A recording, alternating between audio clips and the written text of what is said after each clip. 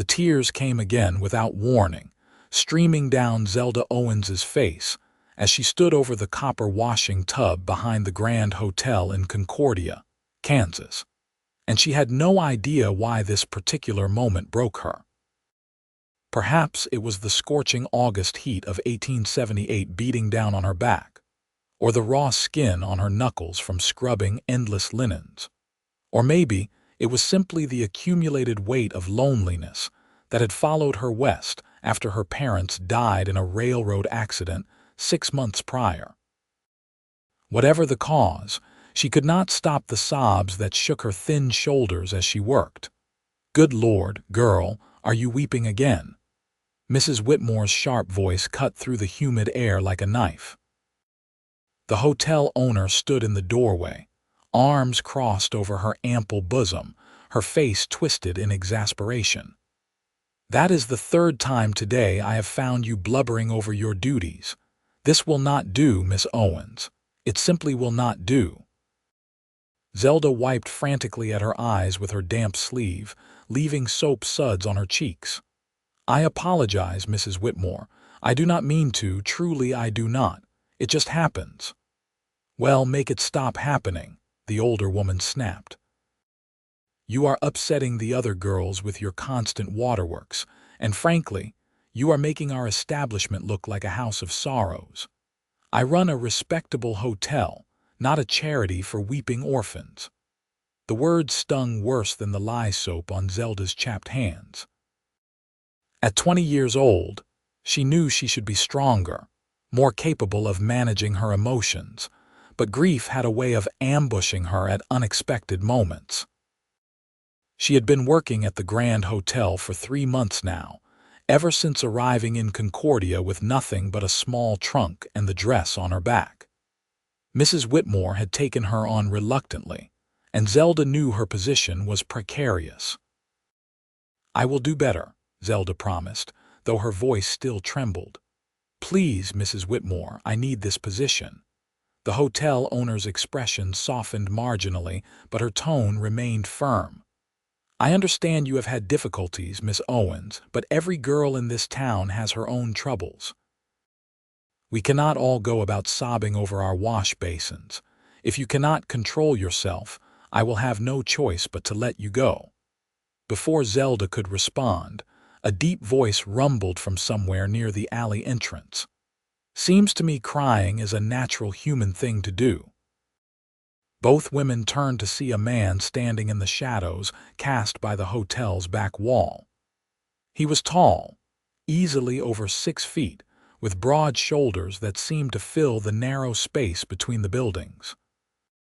His hair, a dark brown that caught hints of red in the sunlight, fell past his collar in loose waves. A thick beard covered much of his face, but Zelda could see strong features beneath it, and eyes that held an unexpected kindness.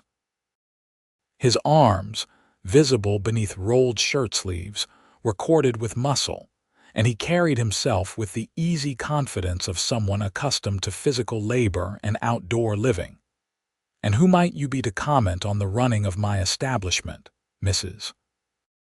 Whitmore demanded, though her voice had lost some of its edge.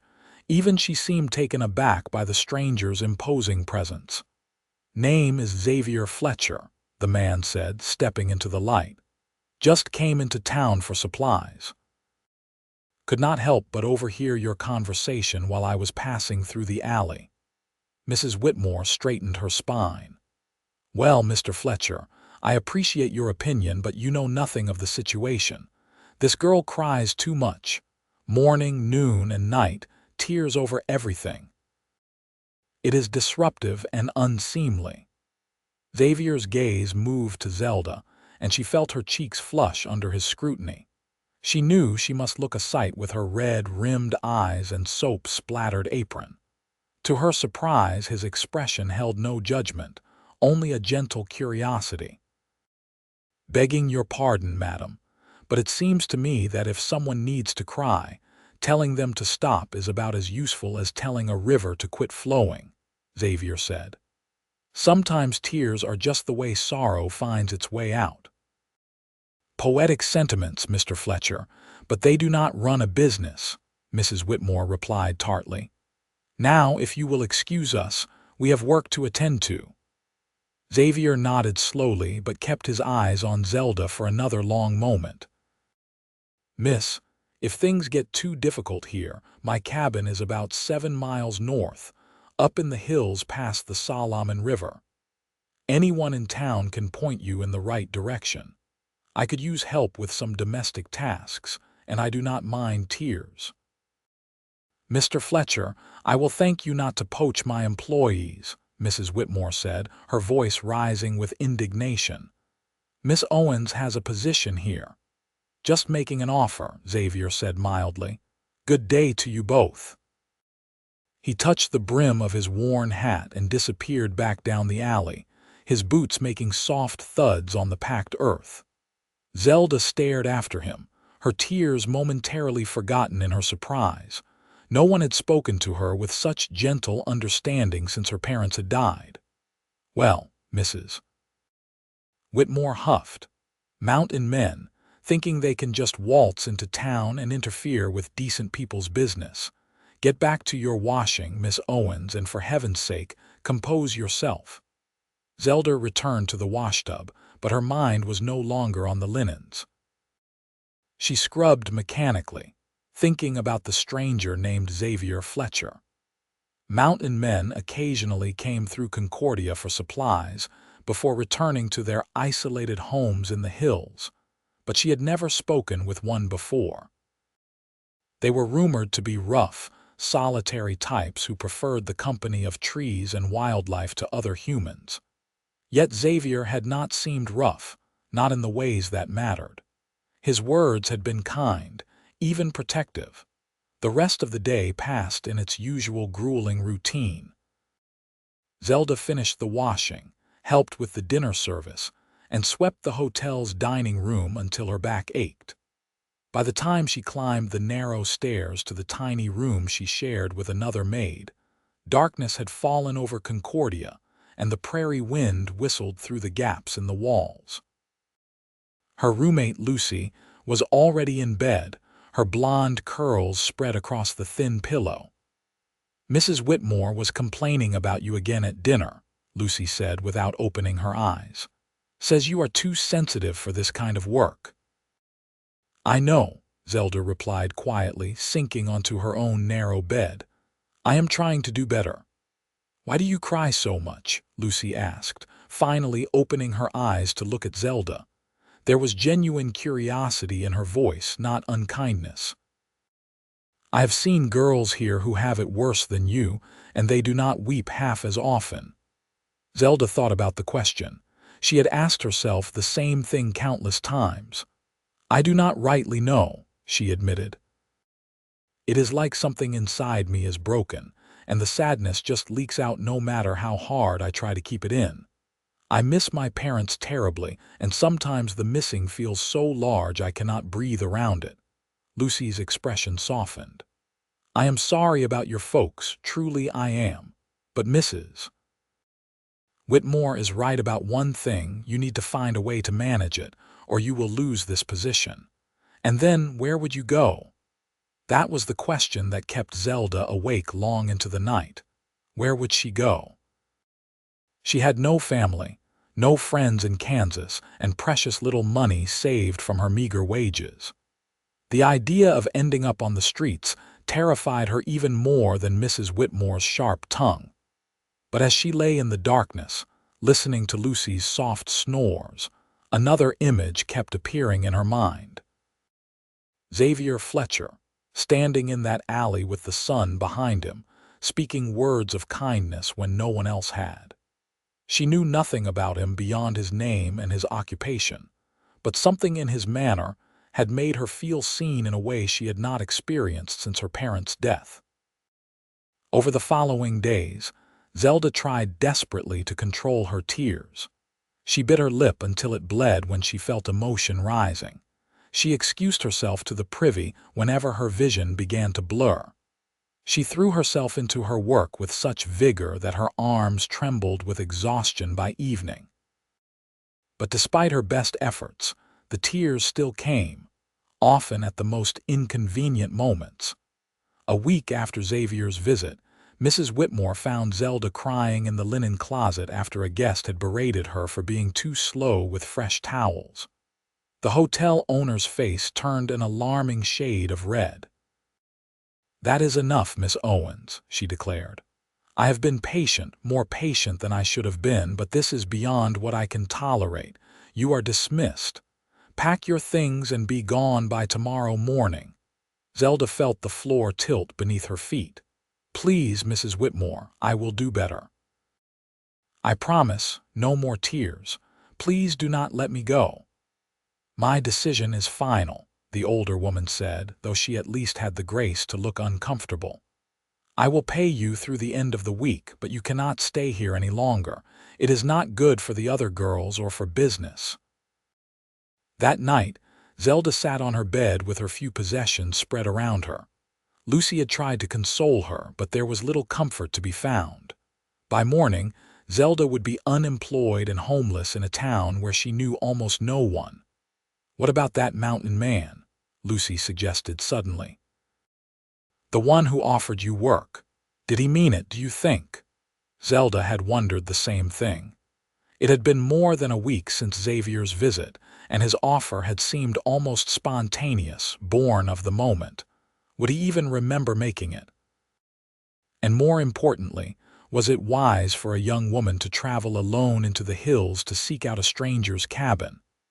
"I do not have many other options," Zelda said slowly. "I suppose I could ask around town, see if anyone else needs help, but word will spread quickly about why Mrs. Whitmore dismissed me. Who wants to hire a girl who cries too much?" "Then go find this Fletcher fellow," Lucy urged. "What is the worst that could happen? If it does not work out, you can come back to town and try something else, but at least it is a chance." The next morning, Zelda settled her bill with Mrs. Whitmore, receiving a small envelope of coins that represented her final wages. With her trunk balanced on a rented handcart, she made her way to the general store, where she hoped to get directions to Xavier Fletcher's cabin. The store owner, a portly man named Mr. Hendricks, raised his eyebrows when she asked. "Xavier Fletcher? Sure, I know him. Comes through every few weeks for supplies. Lives up north past the river. You heading out that way?" "He mentioned he might have work for me," Zelda explained, feeling her cheeks warm under the man's curious gaze. "I was hoping you could tell me how to find his place." Mr. Hendricks studied her for a long moment. "Xavier is a good man, honest as they come. Keeps to himself mostly, but he has never caused trouble in town. You follow the main road north until you reach the Solomon River, then take the western fork. About 3 miles past that, you will see a trail heading up into the hills. His cabin is another 2 miles along that trail. Cannot miss it, really. Only dwelling up that way." Zelda thanked him and purchased a few supplies for the journey, spending some of her precious coins on bread, cheese, and a canteen of water. The walk would take most of the day, Mr. Hendricks warned, and she should start early to avoid traveling after dark. The August sun was already climbing when Zelda set out, pulling her hand cart along the rutted road. Concordia fell away behind her, the buildings growing smaller until they disappeared entirely into the vast Kansas prairie. The landscape here was different from the Pennsylvania hills, where she had grown up. Everything seemed bigger somehow, the sky wider, the horizon stretching endlessly in all directions. As she walked, Zelda had plenty of time to think about what she was doing. Was this foolishness? Desperation? Or perhaps, she thought, it was simply faith that the kindness she had glimpsed in Xavier Fletcher's eyes had been real and not imagined. The road was dusty and the sun merciless. Sweat soaked through Zelda's dress, and her arms ached from pulling the cart. But she pressed on, stopping only occasionally to sip water and rest in what little shade she could find. By midday, she reached the Solomon River, a ribbon of muddy water cutting through the prairie grass. The western fork was easy to find, just as Mr. Hendricks had promised. The landscape began to change as she traveled further from town. Rolling hills rose on either side of the road, dotted with cottonwood and oak trees. The air smelled different here, less of dust and more of green growing things. Birds called from the branches, and once she spotted a deer watching her from a distance before bounding away. It was late afternoon when Zelda found the trail leading up into the hills. Her feet were blistered, and her arms trembled from exertion, but she could not stop now. Abandoning the hand cart, which was too unwieldy for the narrow path, she hefted her trunk onto her shoulders and began to climb. The trail wound between trees and over rocky outcroppings. Zelda's breath came hard, and several times she had to set down her trunk to rest. Doubt crept in with each difficult step. What if Xavier had not meant his offer? What if he turned her away? What would she do then, too far from town to return before nightfall? But just as the sun was beginning to dip toward the western horizon, painting the sky in shades of gold and pink, Zelda rounded a bend and saw it. A cabin, solid and well-built, nestled in a clearing surrounded by tall pines. Smoke curled from the stone chimney, and a small garden flourished near the front door. Behind the cabin, she could see a lean-to sheltering several cords of neatly stacked wood. Zelda set down her trunk and approached the cabin on legs that shook with fatigue. Before she could knock, the door swung open, and Xavier Fletcher filled the doorway. He looked even larger here in his own domain, his broad shoulders nearly touching the door frame. He wore no hat, and his long hair was tied back with a leather cord. Surprise flashed across his face, followed quickly by concern. "Miss Owens," he said, and she was startled that he remembered her name. "What are you doing here? You said I could come if things got too difficult," Zelda replied, and to her horror, she felt tears welling up again. She blinked them back furiously. "Mrs. Whitmore dismissed me. She said I cried too much, and I had nowhere else to go. You mentioned you needed help with domestic tasks, and I thought perhaps you meant it, but if you did not, I understand. I can go back to town, though it is getting dark and I am not entirely sure I can make it before nightfall." She was babbling, she knew, her words tumbling over each other in her nervousness. Xavier held up a large hand, silencing her gently. "I meant it," he said simply. "Come inside." "You look done in from the walk." Relief flooded through Zelda so powerfully that her knees nearly buckled. Xavier must have seen it because he stepped forward quickly, his hand steadying her elbow. His touch was warm through her sleeve, gentle despite the obvious strength in his fingers. "Let me get your trunk," he said, and before she could protest, he had hefted it as easily as if it weighed nothing at all. "Come on, let us get you inside and settled." The cabin's interior was surprisingly tidy for a bachelor's dwelling.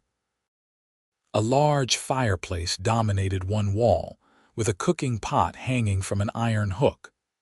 A solid wooden table and 2 chairs occupied the center of the room, and a narrow bed frame stood in one corner, covered with what looked like handmade quilts. Shelves lined another wall, holding supplies and a few books. Everything was clean and in its place, though the space had the stark, utilitarian feel of a place where only one person lived. Xavier set her trunk down near the fireplace and gestured to one of the chairs. "Sit. You need water and food." Zelda sank gratefully into the chair while Xavier moved around the cabin with efficient purpose. He poured water from a pitcher into a tin cup and set it before her, then sliced bread and cheese onto a wooden plate. The simple meal looked like a feast to Zelda's exhausted eyes. "Eat," Xavier commanded, but his voice was kind. "Then we will talk." Zelda obeyed, suddenly ravenous. She had eaten little during her long walk, too anxious to have much appetite. Now, in the safety of the cabin, her body remembered its needs. Xavier sat across from her, watching her with those thoughtful eyes while she ate. "I suppose you want to know about the work," he said after she had taken the edge off her hunger. "It is not complicated. I can do for myself most things, but there are tasks I am not skilled at. Mending clothes, preparing proper meals beyond basic sustenance, keeping the cabin clean beyond simply tidy. I spend long days trapping and hunting, and when I return, it would be good to have things taken care of here. In return, I can offer you room and board and a small wage. Not much, but something." "Where would I sleep?" Zelda asked, looking around the single-room cabin. Xavier had clearly thought about this. "I will build a partition, give you a private space in the back corner. It will not be large, but it will be yours. Until then, I can sleep outside. It is summer and the weather is fine." "I cannot put you out of your own home," Zelda protested. "You are not putting me out, I am offering," Xavier replied. His eyes held her steadily. "Miss Owens, I will be plain with you. I live alone by choice. People in town think I am strange for it, preferring the hills to civilization. But I saw something in you that day behind the hotel, a kind of lost sadness that I recognized. I know what it is to feel like you do not fit in the world others expect you to inhabit. So when I offered you work, I meant it truly. But I also need you to understand what you would be agreeing to. This is isolated country. The nearest neighbor is 5 miles away. You would be alone here with me most days, and I know that might seem improper or even dangerous to you." Zelda considered his words carefully. Everything he said was true. She would be trusting her safety to a man she barely knew, living in isolation with him. By society's standards, it was scandalous. But she had learned in her short life that society's standards were often created by people who had never known true desperation. "Will you harm me?" she asked directly. "No," Xavier replied without hesitation. "You have my word on that." "Then I accept your offer," Zelda said. "I will work hard, Mr. Fletcher, I promise you that. And about the crying, I know it is a problem. I will try to control it better." Something shifted in Xavier's expression, a softening around his eyes. "That is the thing, Miss Owens. You will not cry alone anymore here.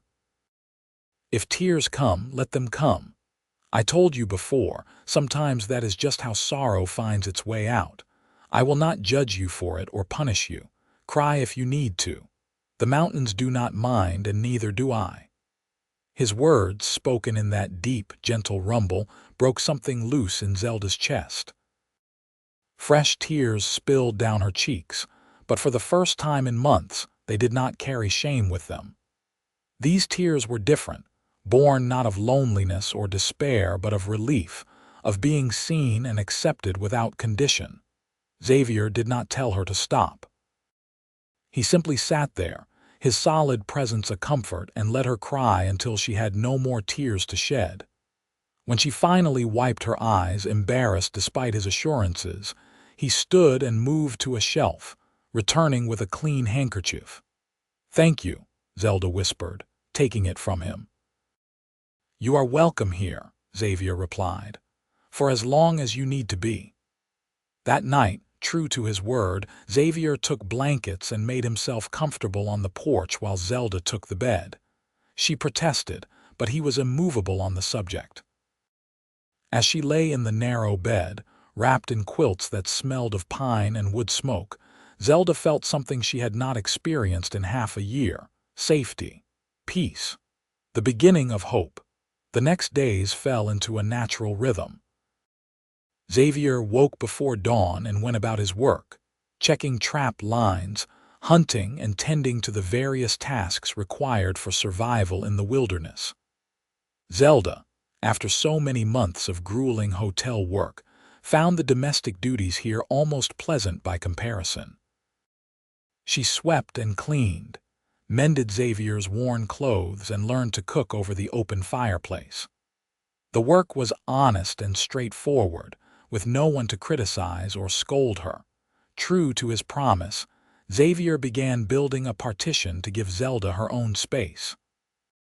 He worked on it in the evenings after returning from his daily labors, measuring and cutting boards with practiced skill.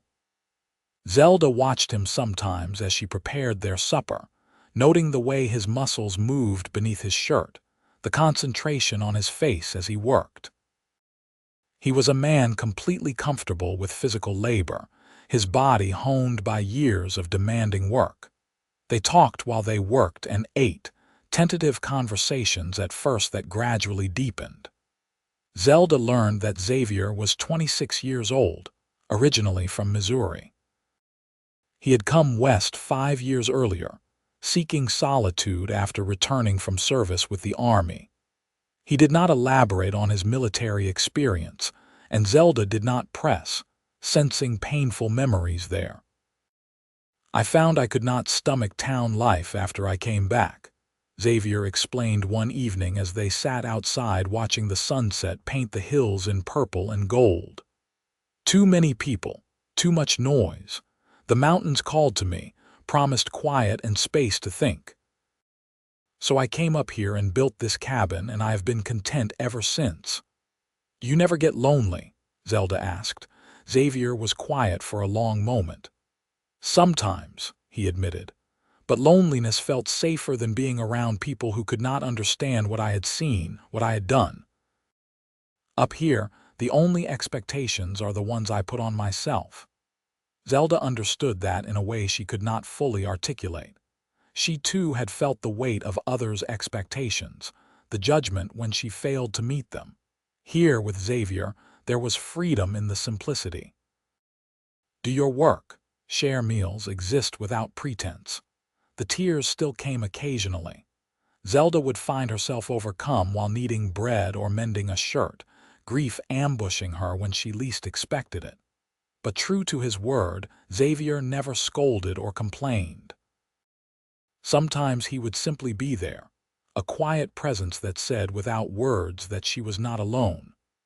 Other times he would speak softly, telling her stories of the animals he had seen that day, or pointing out constellations in the night sky, gently distracting her back to the present moment. One morning, about 3 weeks after her arrival, Zelda woke to find Xavier splitting wood behind the cabin. She stood in the doorway, watching him work. His shirt was already damp with sweat despite the early hour, clinging to the defined muscles of his back and shoulders. He swung the axe with controlled power, each strike splitting logs cleanly. There was something almost mesmerizing about the rhythm of it, the display of raw strength tempered with precision. Xavier must have sensed her watching because he turned, catching her eye. Zelda felt her cheeks flame with embarrassment at being caught staring, but Xavier simply offered a small smile. "Morning," he called. "Sleep well?" "Yes, thank you," Zelda replied, gathering herself. "I will start breakfast." As she prepared their meal, Zelda found her thoughts lingering on Xavier in new ways. Over the past weeks, she had come to appreciate his kindness, his steady presence, his respect for her grief. But now, watching him work, she had become acutely aware of him as a man, not just as her employer and protector. The realization unsettled her. She was still grieving her parents, still finding her footing in this new life. Was it appropriate to feel attraction? Was it wise? Xavier had shown her nothing but honorable behavior.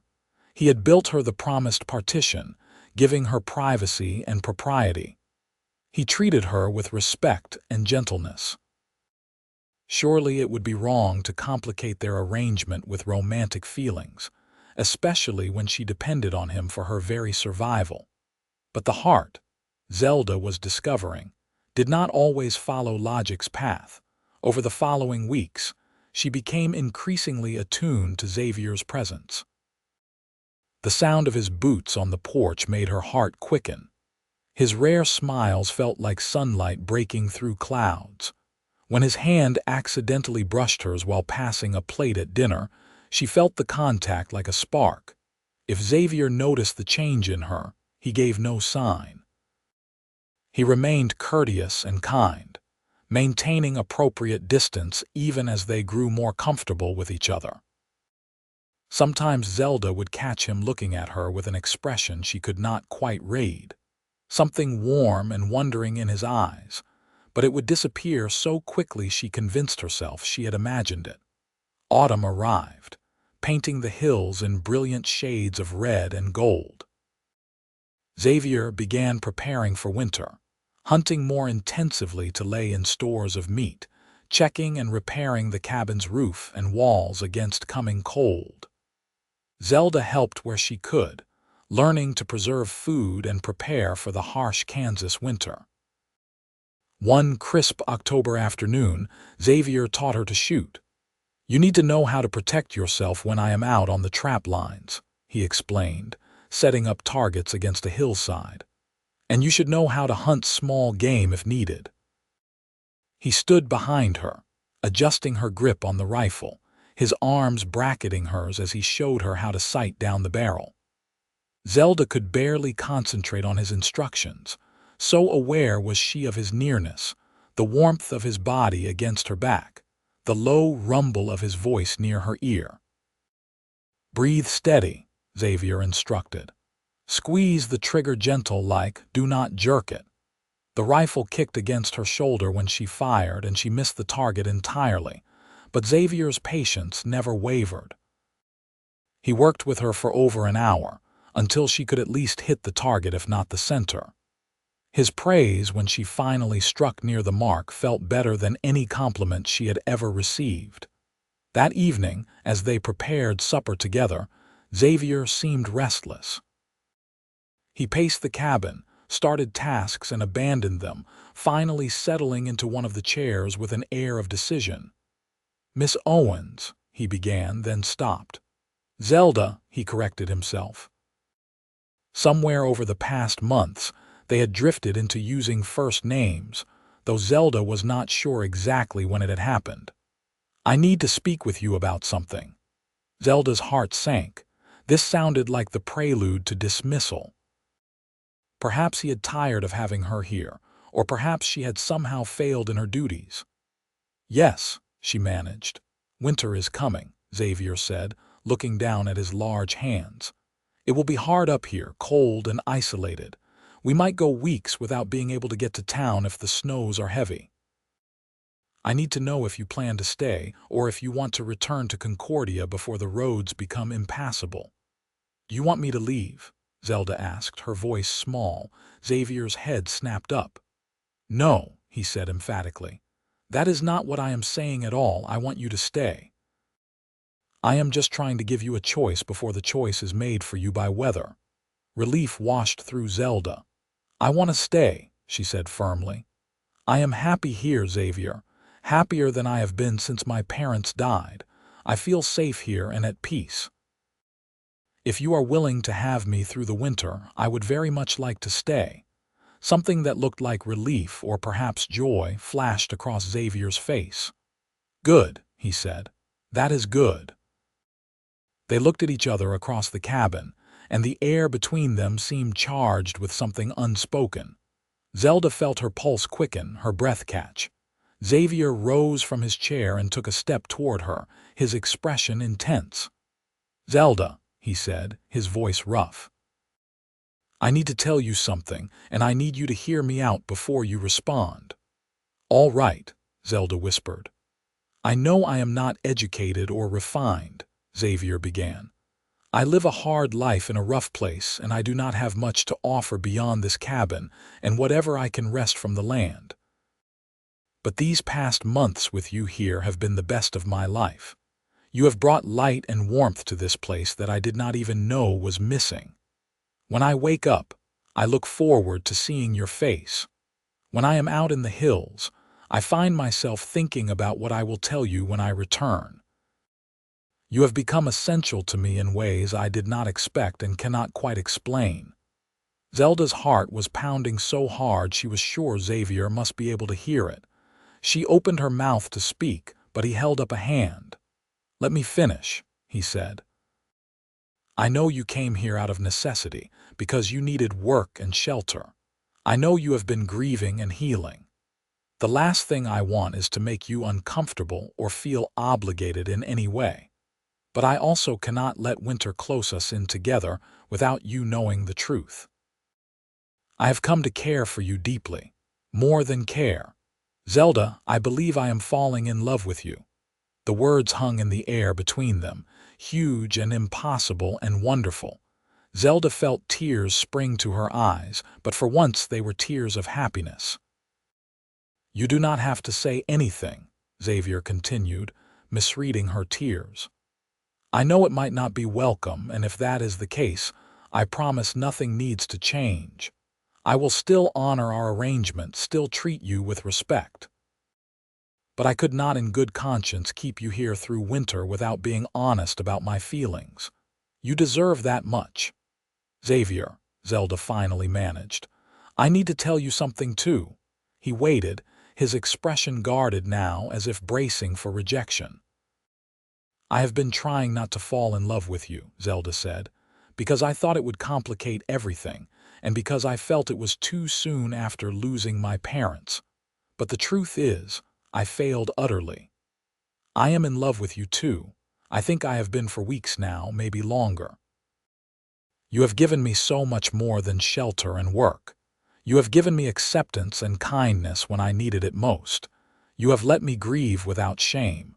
You have made me feel valued and safe. How could I not fall in love with you? Xavier's face transformed, wonder and joy erasing the guardedness. He crossed the remaining distance between them in 2 long strides and took her hands in his. His hands were calloused and rough from hard work, but his touch was infinitely gentle. Zelda, he breathed. Are you certain? I need you to be certain. I am certain, Zelda replied. I love you, Xavier Fletcher. He pulled her into his arms then, holding her close against his broad chest. Zelda could hear his heart pounding as rapidly as her own. They stood like that for a long moment, simply holding each other, and Zelda felt something deep inside her settle into place, a piece of herself that had been lost finding its way home. When Xavier finally pulled back enough to look at her face, his eyes were bright. I want to do this properly, he said. I want to court you the right way with intention and honor. And when you are ready, if you are willing, I want to marry you. I want you to be my wife, not just my companion or employee. I want to build a life with you here, a real life. Yes, Zelda said, laughing and crying at once. Yes to all of it. Xavier cupped her face in his hands, his thumbs gently wiping away her tears. Still crying, he said with a soft smile, but these look like happy tears. They are, Zelda confirmed, the happiest tears I have ever shed. He kissed her then, a gentle, reverent kiss that spoke of promise and commitment. When they finally parted, both slightly breathless, the world felt different somehow, brighter and more full of possibility. The courtship that followed was unlike anything Zelda had imagined. In town, courtship involved chaperoned walks, formal parlor visits, and careful adherence to social expectations. Here, courtship meant sharing daily life, working side by side and slowly weaving their separate lives into one shared existence. Xavier taught Zelda the ways of the mountains. He showed her how to read animal tracks, how to move quietly through the forest, how to find her way by the stars. She learned which plants were edible, which had medicinal properties, and which to avoid. Under his patient instruction, her shooting improved, and she learned to trap small game. In turn, Zelda brought softness and domesticity to Xavier's stark existence. She made curtains for the windows from fabric Xavier brought from town. She planted herbs in pots near the cabin door. She learned his favorite foods and took pride in preparing them well. She mended his clothes with care, adding small decorative touches that made him smile.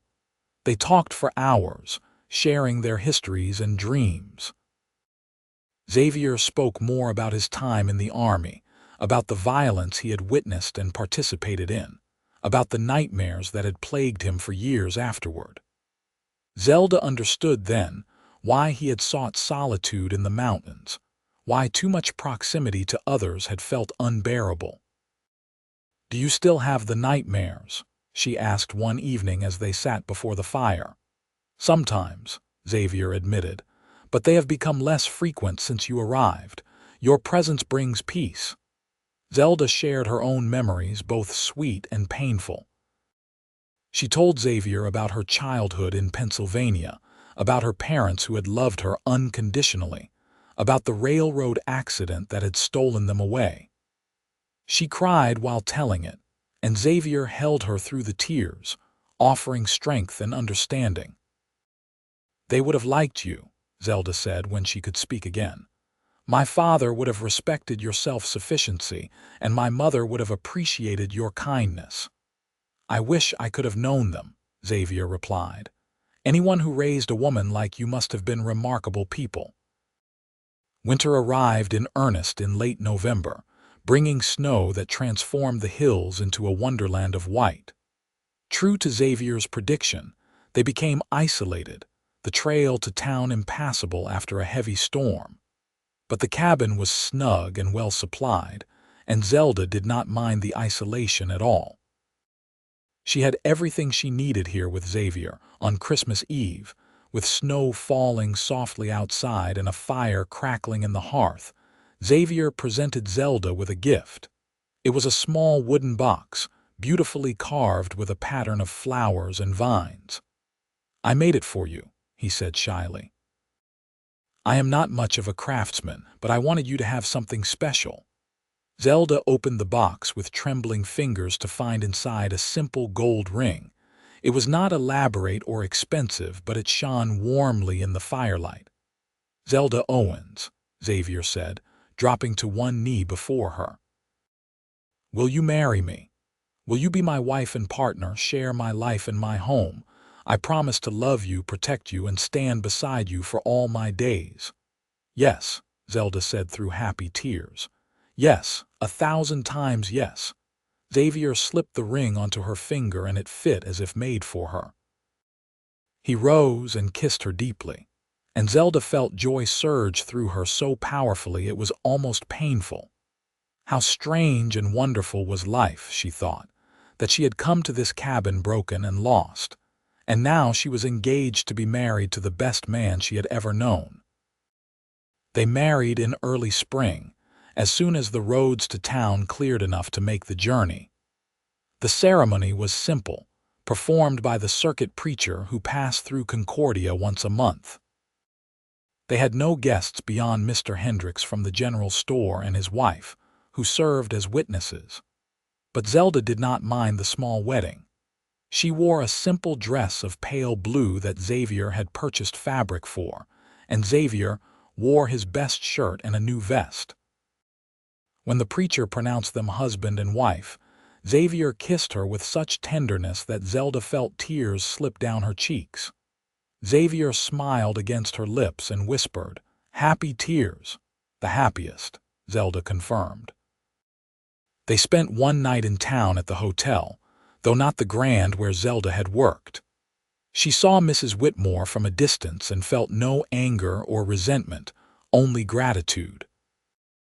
If not for the hotel owner's dismissal, Zelda would never have found her way to Xavier and this life that suited her so perfectly. The next morning, they purchased additional supplies and began the journey back to their mountain home.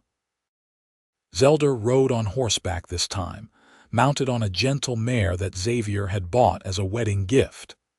Everything looked different to her now, more beautiful somehow, as if marriage had given her new eyes to see the world. Their first year of marriage passed in contented industry. Xavier continued his trapping and hunting while Zelda managed their home and garden. She discovered she had a talent for gardening, coaxing vegetables and herbs to flourish in the mountain soil. That first summer, their small plot yielded more than they could use, and Xavier brought the surplus to town to trade. As fall approached again, Zelda began to suspect she was pregnant. She waited to tell Xavier until she was certain, then chose a quiet evening when he returned from checking his trap lines. "Xavier," she said as he washed up for supper, "I have news." He turned to her, immediately attentive. "What is it? Are you well?" "I am very well," Zelda assured him with a smile. "I am going to have a baby. We are going to have a baby."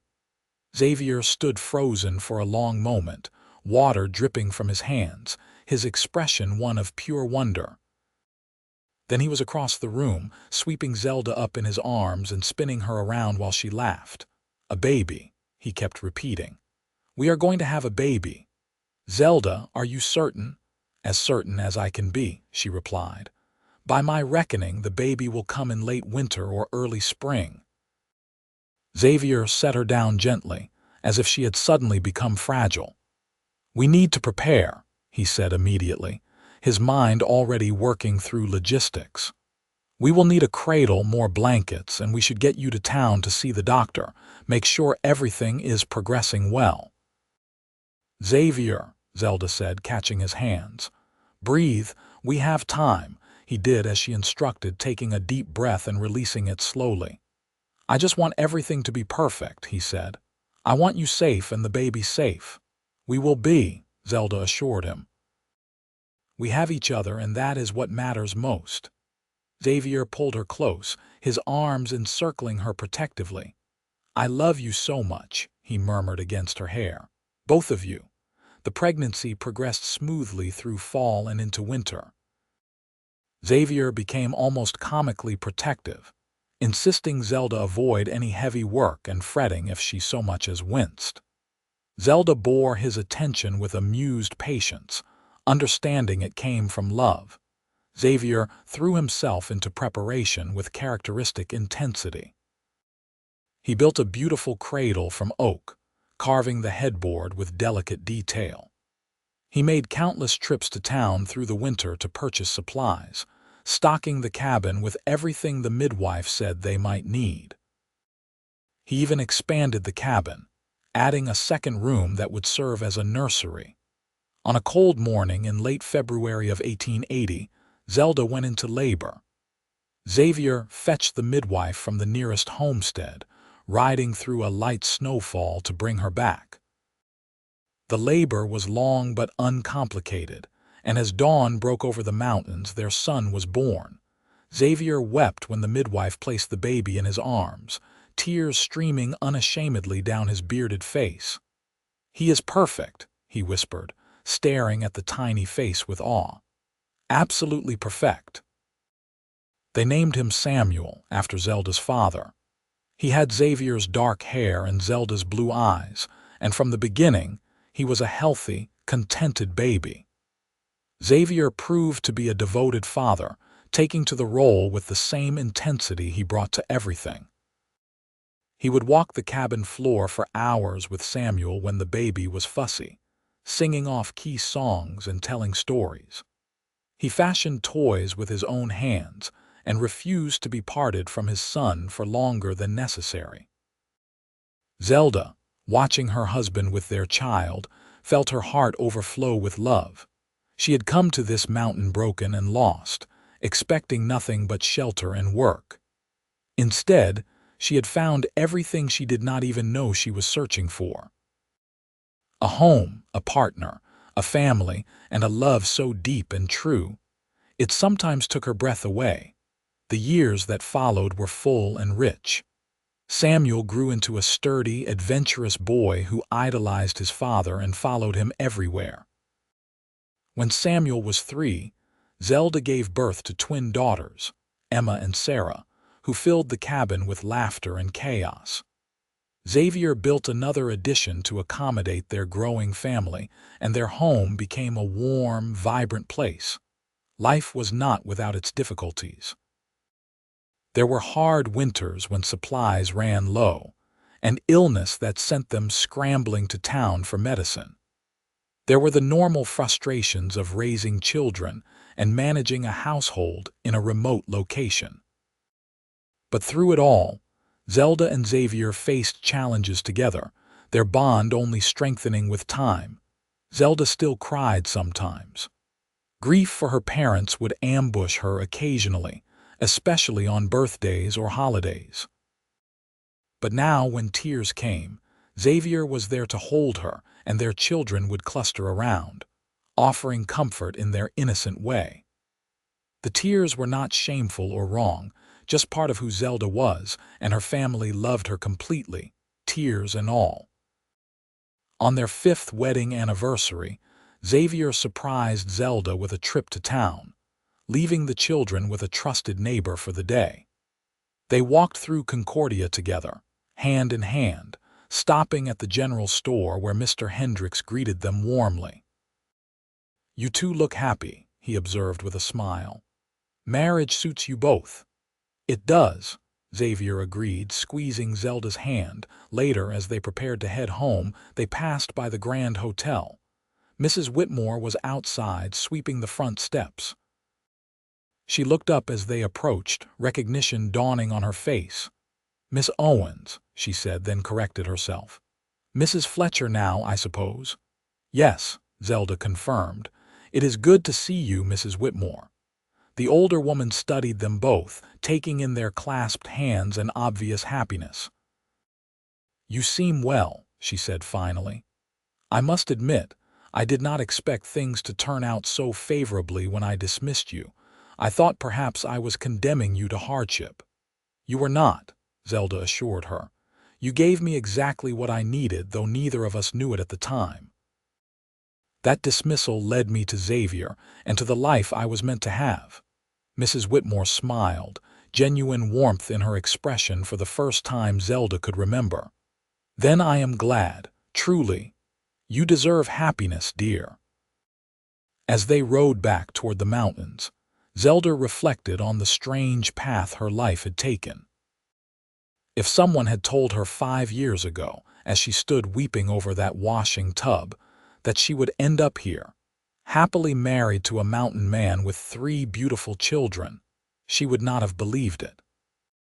But life, she had learned, had a way of leading you where you needed to go, even if the path was not one you would have chosen yourself. The years continued to pass in a rhythm of seasons and growth. Samuel grew tall and strong like his father, learning the ways of the mountains with eager enthusiasm. The twins, while identical in appearance, developed distinct personalities. Emma was quiet and thoughtful, content to help her mother with domestic tasks. Sarah was wild and adventurous, always ready to follow her brother and father into the woods. When Samuel was 10, Xavier began teaching him the trapping trade. Zelda watched them head out together, her son carrying a pack almost as large as himself, determination in every line of his young body. Xavier was patient and thorough, passing on the skills and knowledge that had sustained him for so many years. "He will make a good mountain man," Xavier told Zelda that evening. "He has the instincts for it, the respect for the land and animals." "He has a good teacher," Zelda replied. More children followed over the years. Another daughter, Ruth, and finally another son they named Peter. The cabin expanded again, growing organically to accommodate their family.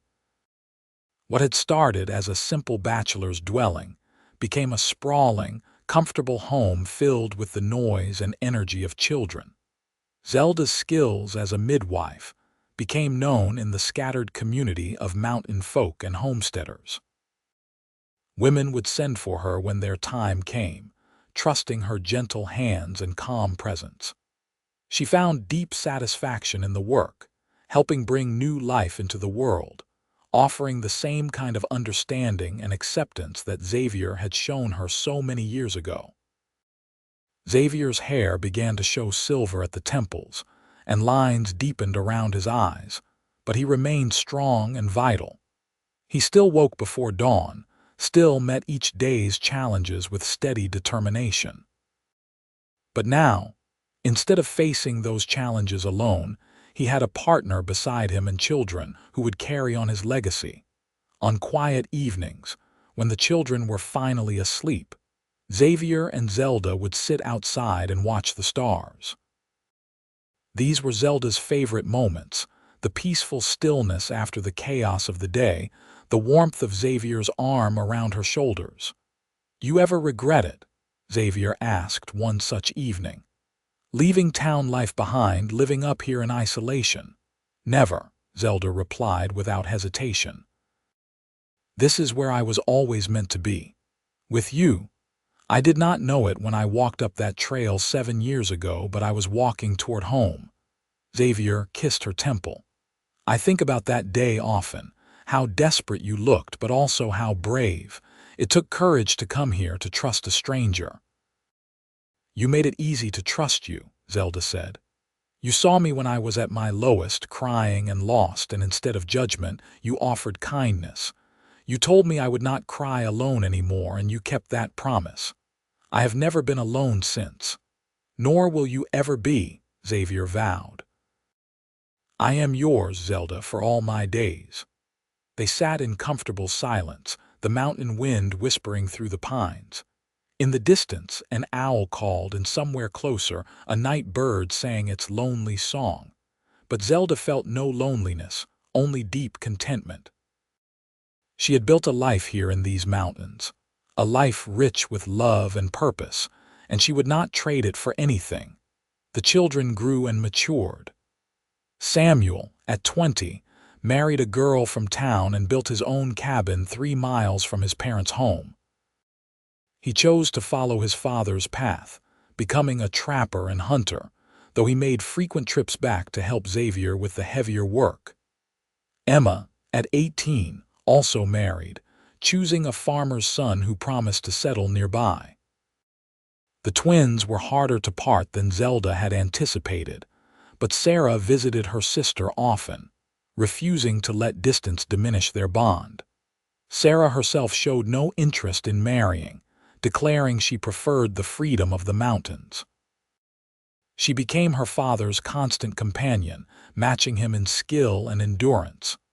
Xavier doted on her, proud of her independence and strength. Ruth, gentler like her mother, took over much of the midwifing work, showing natural skill and empathy. Peter, still young, seemed destined to follow Samuel's path, already showing aptitude for tracking and hunting. As Zelda entered her 40s, she looked back on her life with satisfaction. The girl who had arrived at this mountain cabin with nothing but a trunk and a heart full of grief had been transformed. She was a wife, mother, grandmother, healer, and beloved member of the small mountain community. She had found her place in the world, or rather, the world had given her a place when she needed it most. The tears still came occasionally, but they were as often happy tears as sad ones now. Tears when Samuel brought his first child to meet them, a daughter with Xavier's dark eyes. Tears when Ruth delivered her first baby successfully, the mother and child both healthy. Tears when Sarah shot her first elk and Xavier beamed with pride. Tears when Peter read aloud from the books Xavier brought from town, his young voice stumbling over the words but his determination absolute. Xavier still met every tear with acceptance and comfort. He still kept his promise that she would not cry alone. If anything, his love had deepened over the years, matured from passionate romance into something even more profound, a partnership forged in shared experience and unwavering commitment. One spring evening, as they celebrated their 20th wedding anniversary, Xavier stood and raised his glass of cider. Their children and grandchildren gathered around, curious about what their father had to say. 20 years ago, Xavier began, his voice still strong despite the silver in his beard.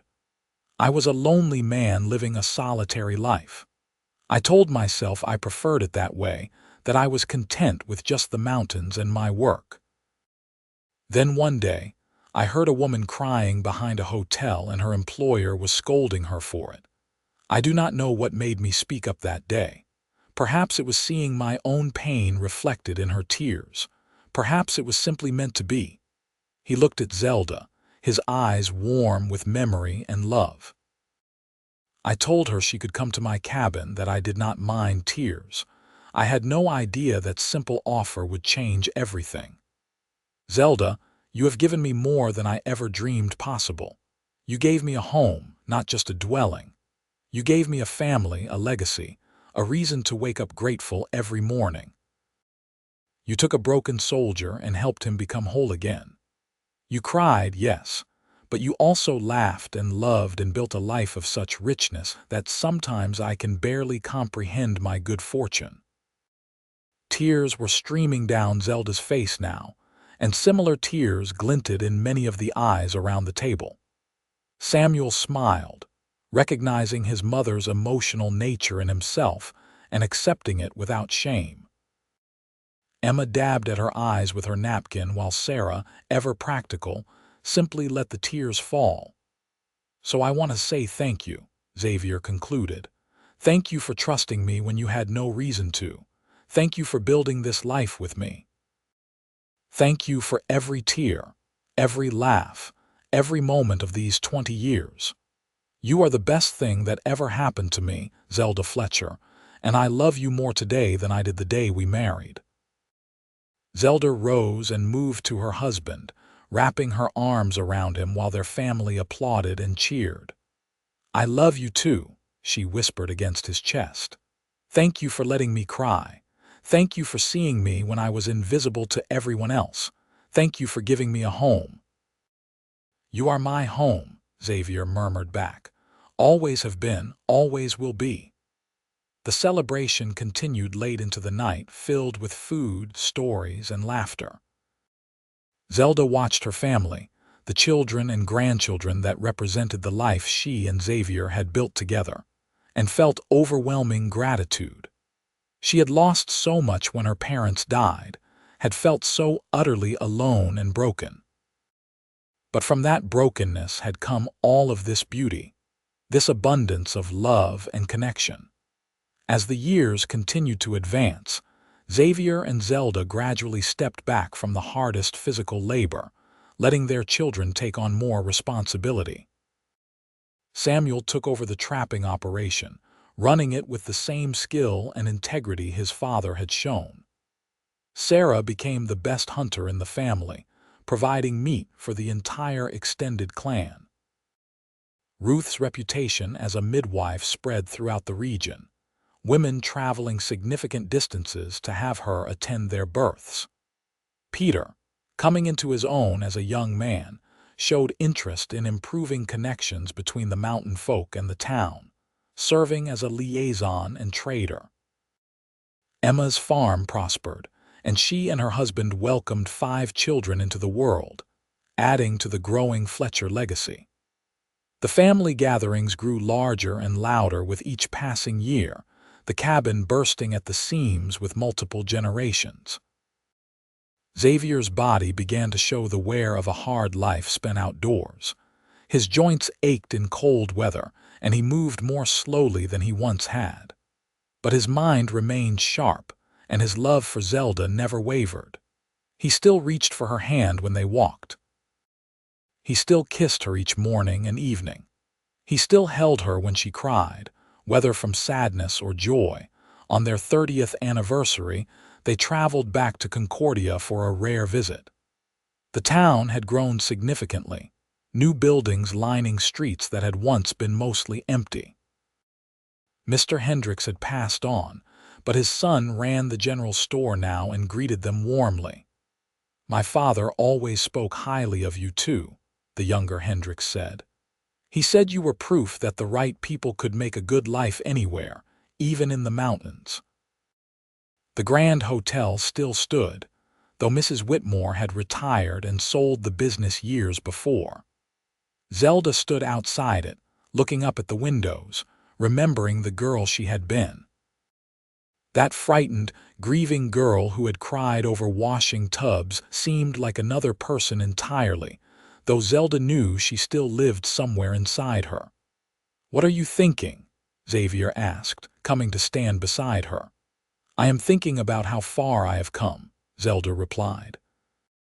About how that girl who cried too much found her way to everything she needed. She did not just find it, Xavier corrected gently. She had the courage to reach for it, to take a chance on a stranger in the mountains. That took strength, Zelda. Do not discount that. They returned to their mountain home, to the cabin that had expanded to accommodate 30 years of life and love. That evening, surrounded by children and grandchildren, Zelda stood to speak. "I want to tell you all something," she began, her voice carrying over the conversation. "I want you to know the story of how your father and I met, the true story beyond what you have heard in pieces." She told them about her parents' death, about the grinding poverty and loneliness that had followed. She spoke honestly about her tears, about Mrs. Whitmore's frustration, about feeling broken and useless. She told them about Xavier's unexpected kindness, about his offer of work without judgment. She described her fear and desperation as she walked up the mountain trail, uncertain what she would find. "Your father told me I would not cry alone anymore," Zelda said, looking at Xavier with eyes full of love. "And he kept that promise for 30 years. He taught me that tears were not weakness, that grief was not something to be ashamed of. He gave me space to heal and grow, and he loved me through all of it." She turned back to her family. "I want you to remember this. Strength comes in many forms. It is strong to cry when you need to admit vulnerability, to ask for help. It is strong to offer kindness without expecting anything in return. It is strong to build a life based on love and respect rather than convenience or convention. Your father showed me that, and together, we built all of this." She gestured to the crowded cabin, to the faces young and old that represented their legacy. This family, this love, it all started with a simple act of compassion. One person seeing another's pain and responding with kindness instead of judgment. Remember that. Live that. Pass it on to your children and their children. There was silence for a moment after she finished, and then Samuel stood and began to clap. The rest of the family joined in, the applause filling the cabin. Xavier rose and pulled Zelda into his arms, holding her close while their family cheered. As the evening wound down and the various families began preparing to leave for their own homes, Peter approached his parents.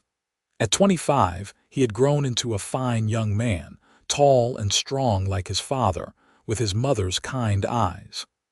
"I wanted to tell you both something," he said. "I met a girl in town. Her name is Alice, and she is new to Concordia, just arrived from back east. She is working at the schoolhouse, teaching the children." "That is wonderful, son," Xavier said. "Tell us about her." Peter's face lit up in a way that made Zelda's heart swell. "She is beautiful and smart, and she loves learning, but she is also struggling. The town thinks she is too educated, too opinionated. They say she is not suited to frontier life." He paused, glancing between his parents. "She cries sometimes when the criticism gets too much. But I told her I know someone who cried too, someone who found her place and thrived. I told her about Mother." Zelda felt tears prick her eyes, but these were happy tears, proud tears. "You did well, son. When will we meet her?" "Soon, I hope," Peter replied. "I wanted your blessing first before I court her seriously." "You have it," Xavier said immediately. "If she is anything like your mother, she will be a blessing to our family." After Peter left, Zelda turned to Xavier. "Another generation," she marveled. "Another young woman who cries, finding her way to a Fletcher man who will accept those tears." "It is a good legacy," Xavier replied, pulling her close. "Love and acceptance, tears and all. I can think of no better inheritance to leave our family." The seasons continued their eternal cycle. Xavier's hair went fully silver, and Zelda's face lined with the marks of a life well lived. They grew old together in the mountains they loved, surrounded by children, grandchildren, and eventually great-grandchildren. Peter did marry his Alice, and true to his word, she became a beloved member of the family, her intelligence and passion enriching all their lives. On a warm June evening, when Xavier was 63 and Zelda 57, they took their usual walk to watch the sunset. Xavier moved more slowly now, leaning on a walking stick he had carved himself, but he still insisted on their evening ritual. They sat on the bench Xavier had built years before, positioned to provide the best view of the hills turning gold and purple in the fading light. Xavier's arm was around Zelda's shoulders, her head resting against his chest. "You remember the first time we sat here together?" Xavier asked. "I remember every moment with you," Zelda replied. "But yes, I remember that evening particularly. You asked if I ever got lonely, and you told me about why you came to the mountains. That was when I first began to understand you, to see past the quiet exterior to the man beneath." "You saw me," Xavier agreed. "Really saw me, when most people just saw a strange hermit. Just like I saw you, not as a girl who cried too much, but as a person in pain who needed understanding." "We saved each other," Zelda said softly. "I do not think I would have survived in town. I would have ended up desperate and broken, doing work that destroyed my spirit. And you would have stayed alone in these mountains, existing but not truly living. Instead, we built a kingdom," Xavier said, gesturing to the land around them, to the cabin behind them that represented so much more than shelter. "Not of wealth or power, but of love and family. That is better than any kingdom of gold."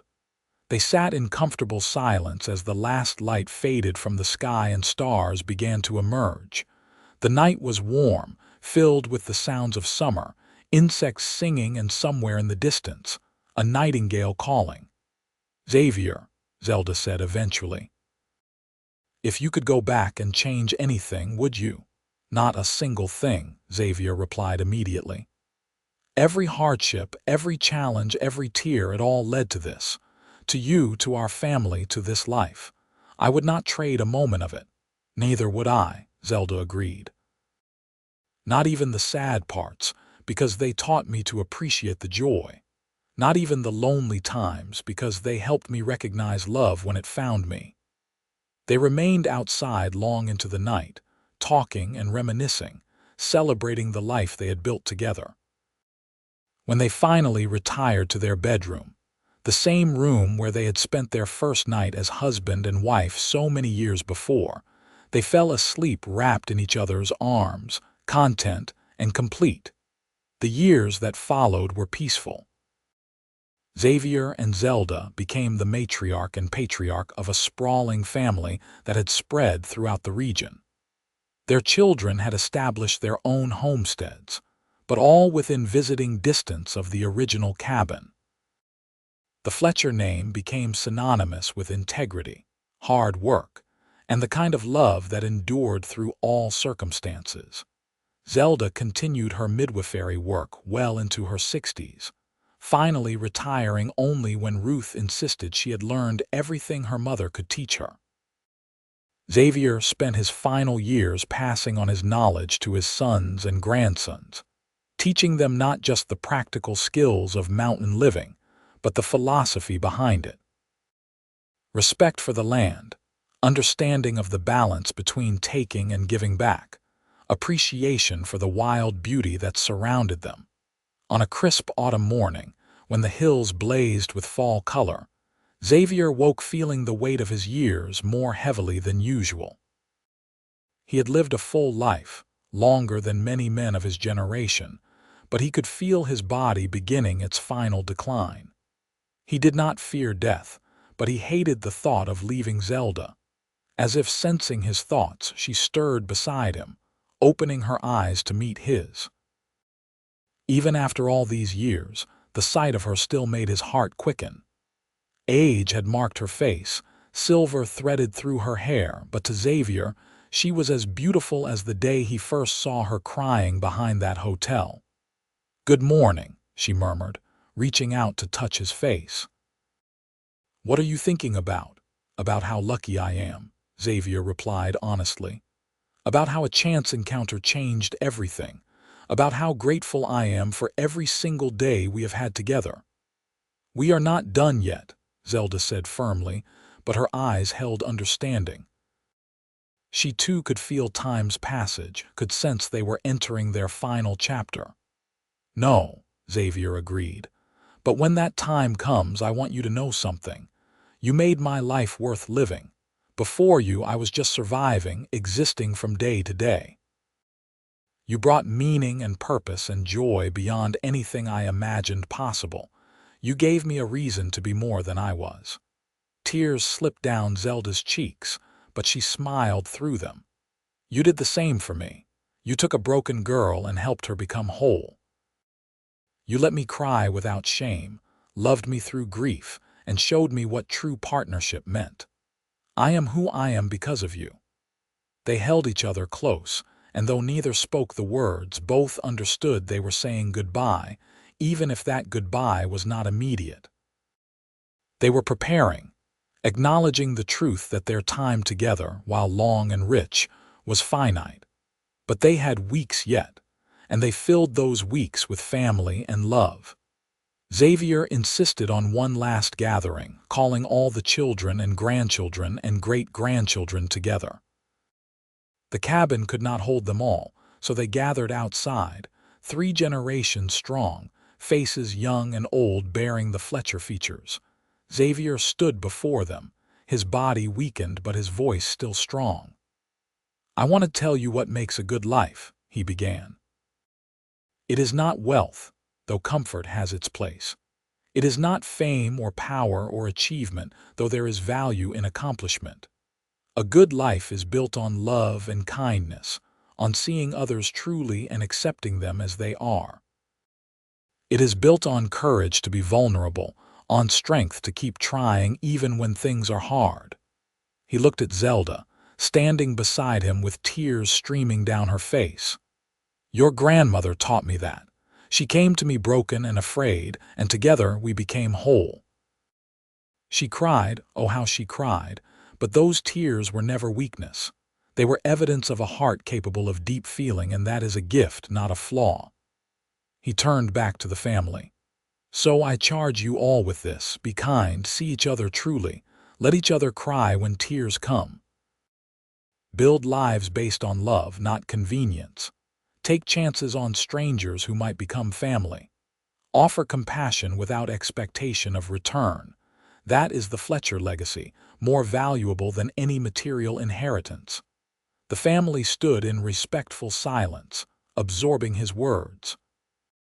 Then Samuel stepped forward, his own face wet with tears he did not bother to hide. We will, Father, we promise. We will carry your lessons forward and teach them to our children and their children. Xavier nodded, satisfied. He had said what he needed to say, passed on what mattered most. He lived another month, each day a gift. He spent his final days surrounded by family, talking when he had strength, resting when he did not. Zelda rarely left his side, and their children made sure they had privacy to say their own goodbyes. On a quiet morning, with Zelda holding his hand and early winter sun streaming through the window, Xavier Fletcher took his last breath. He died as he had lived in his later years, peacefully and surrounded by love. His last words were simple. Love you, Zelda. Always. Always, Zelda whispered back, though she knew he was beyond hearing. Always and forever.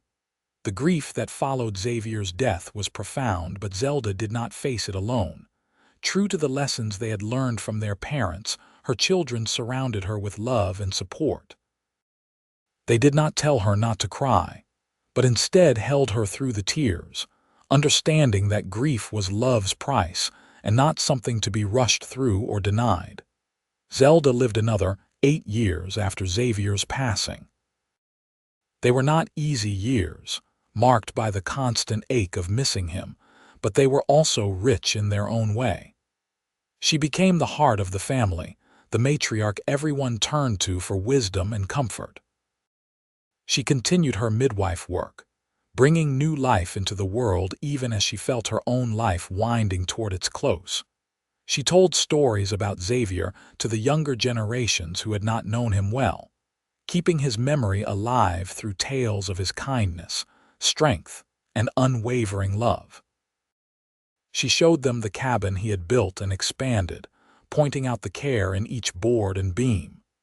She taught them his lessons about respect for the land and for each other.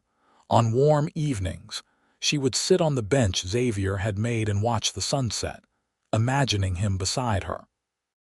Sometimes she talked to him, sharing the day's events and the family news she knew he would want to hear.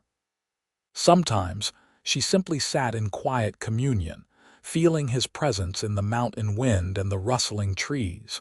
When her own final day came, Zelda was ready. She had lived a full life, longer than she had any right to expect given the hardship of her early years. She had known true love, raised good children, and left a legacy she could be proud of.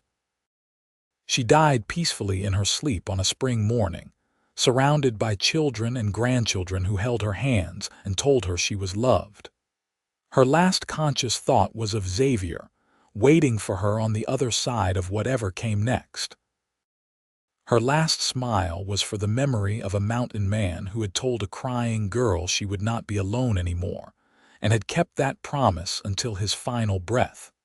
They buried her beside Xavier on a hillside overlooking the valley, in a spot they had chosen together years before. The entire family gathered for the funeral, so many people that they covered the hillside like a field of flowers. Ruth spoke the eulogy, her voice steady despite her tears. "Our mother taught us many things," Ruth said, "but the most important lesson was this: love is not conditional. Love does not demand perfection or conformity. Love accepts the whole person, tears and all, strengths and weaknesses, and says you are enough exactly as you are." She and our father built their marriage on that foundation, and from it grew this family, this legacy of compassion and acceptance. She looked out at the gathered crowd, at the faces spanning 4 generations. We are who we are because of them, because a mountain man saw a crying girl and offered kindness instead of judgment, because they chose each other every day for more than 30 years. Because they taught us that a good life is not measured in wealth or achievement, but in love given and received. So we say goodbye to our mother, our grandmother, our great-grandmother, Ruth concluded. We say goodbye, but we also say thank you. Thank you for showing us how to love. Thank you for teaching us that tears are nothing to be ashamed of. Thank you for building a family where everyone belongs and everyone is seen. We will carry you forward in our hearts and in our actions, and we will teach our children what you taught us. That is how you will live on in every act of kindness, in every tear shed without shame, in every life built on love.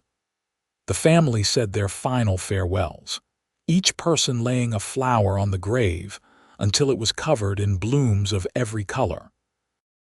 Then, slowly, they dispersed, returning to their own homes and lives, carrying with them the lessons Xavier and Zelda had taught.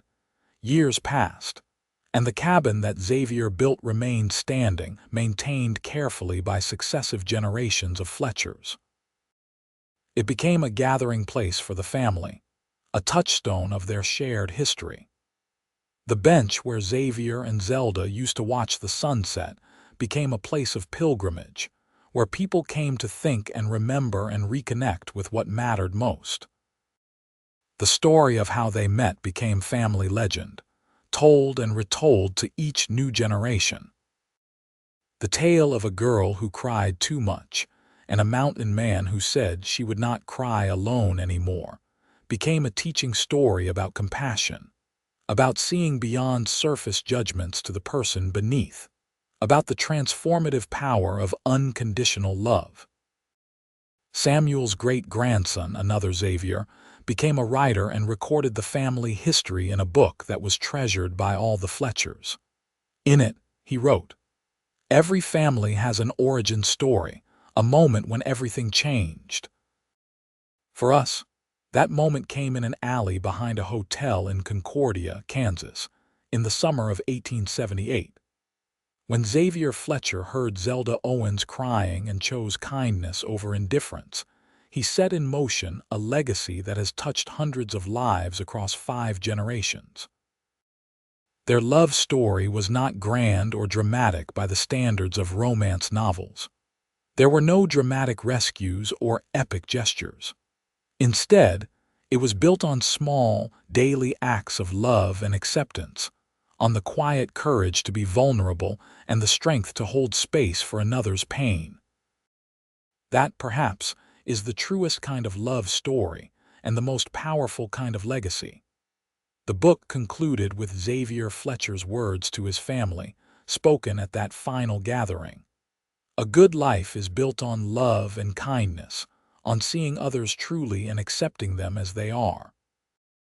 It is built on courage to be vulnerable, on strength to keep trying even when things are hard. Those words became the Fletcher family motto, carved into a plaque that hung in the original cabin and reproduced in the homes of descendants scattered across the country.